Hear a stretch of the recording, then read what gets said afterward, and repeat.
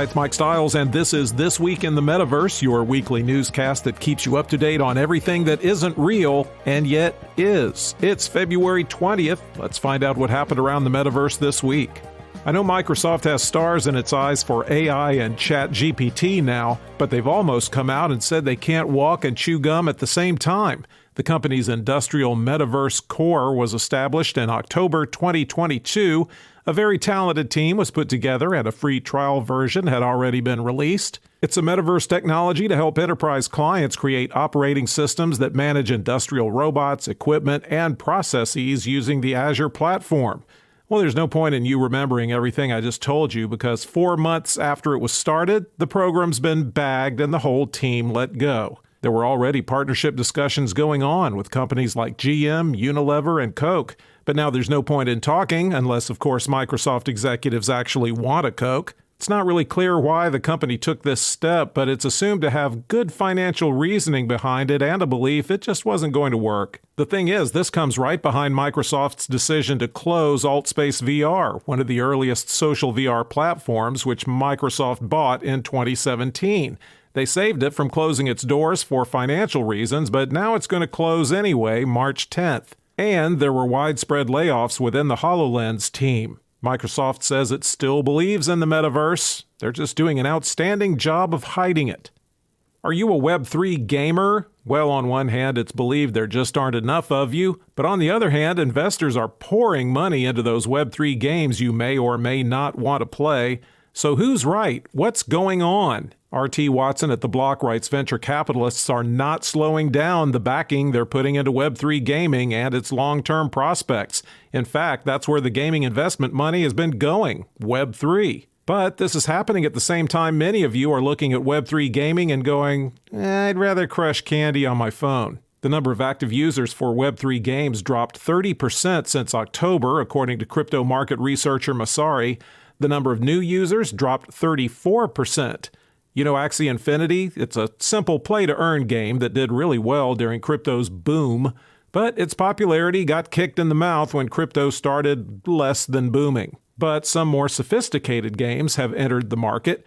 Problem is, they haven't attracted near a large enough number of gamers. But investors, they don't care. Web3 gaming has pulled in hundreds of millions in nice new money every month. Last month, it got the most funding among all categories, beating things like infrastructure and financial services. It's a closed system, so technically not Web3, but Roblox is doing just fine, thanks, especially with younger players. And since Roblox wants more things for them to do there, they're hoping to make it easier for just about any knucklehead to build experiences on it. How are they going to do that? Our friend AI chatbots, of course. The answer to everyone's every problem, including heartbreak and diaper rash. Now, we know it can generate images that look like Dennis Hopper's worst acid trip just by putting in some text, but Roblox is hoping the aforementioned knuckleheads can also just put in some text and have AI build custom virtual worlds based on it. They're testing 2 different uses of generative AI. One makes virtual objects based on natural language prompts, and another that writes code based on text input. Roblox Studio developers will get both in the next few weeks.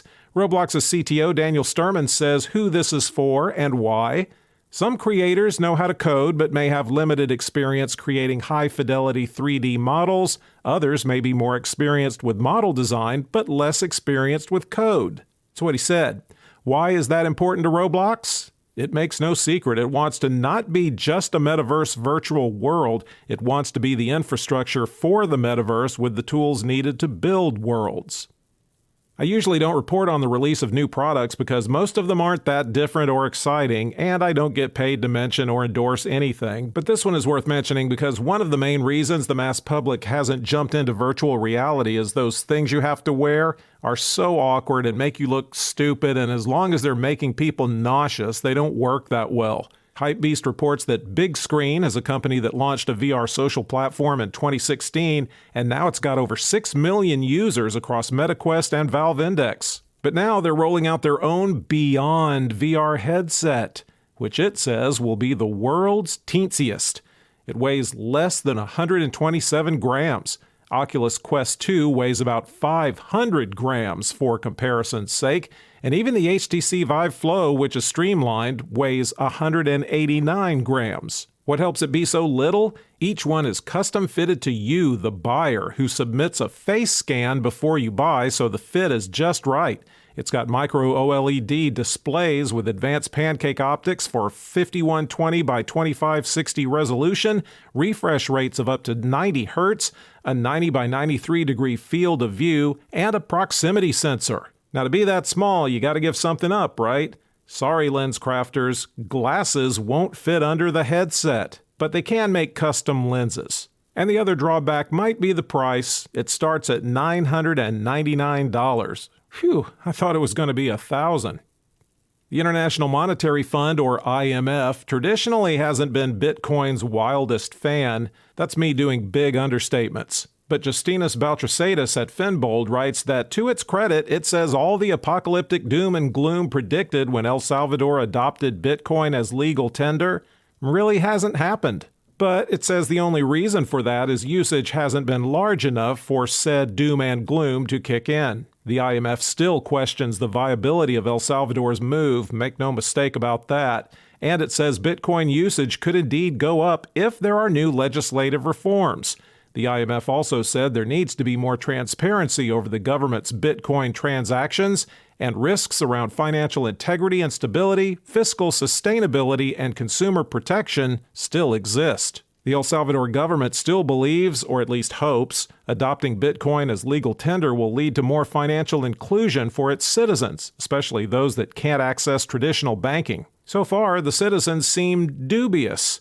An October 2022 report showed about 80% of citizens already believe the Bitcoin strategy has failed. They haven't read The Power of Positive Thinking.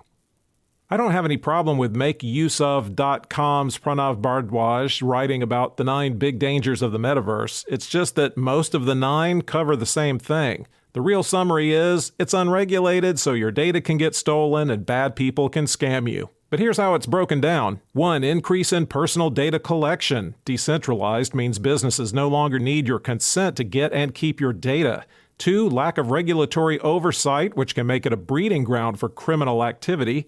3. Identity theft and fraud. It's easier for cyber criminals to steal your data and get access to your accounts and services. 4. Risks of virtual currencies and assets. The IMF can tell you about that. 5. Impersonation. The anonymity of Metaverse means someone can pretend to be you. 6. Abuse and harassment of all kinds, and creepos can get real creative. 7. Threats from automated bots, which are hard to detect. 8. Inaccurate AI, like AI-generated fake news to manipulate you. And 9. System outages and downtime, inconvenient and could lose you money if you're in the midst of a financial transaction.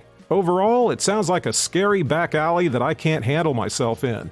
That's all we've got for you this week. Subscribe to the show, rate it, review it. I know, I'm asking a lot. And we'll be back next week.